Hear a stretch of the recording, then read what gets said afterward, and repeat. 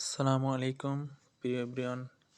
আজকে বাংলাদেশের এই কর্তৃপক্ষ বা নির্বাচন কমিশনের এই সিস্টেমে পোস্টাল ব্যালট হাতে পেয়েছি।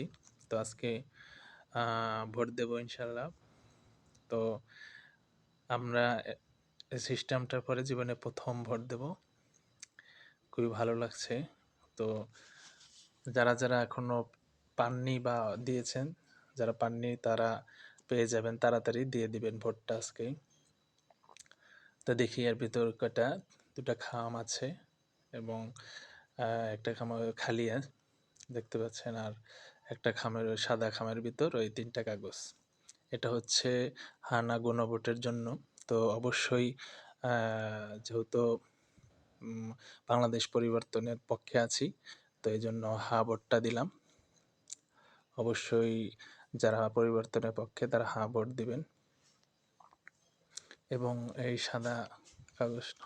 সাদা কাগজটিতে ওই ভোটার আইডি মানে সিরিয়াল যে নাম্বারটা আছে সে নাম্বারটা ওখানে লিখতে হয়।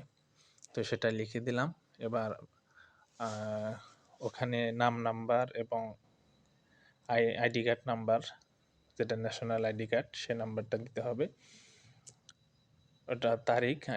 এবার ওই আইডি কার্ড দেখে দেখে লিখলাম যাতে ভুল না হয়।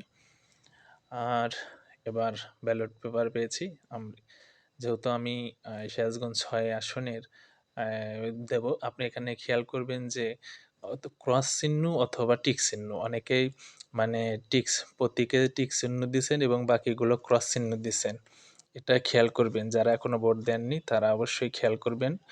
হয় ক্রস চিহ্ন দিবেন আপনার পছন্দের প্রতীকে অথবা টিক চিহ্ন দিবেন। ঠিক আছে, ধন্যবাদ সবাইকে। আসসালামু আলাইকুম।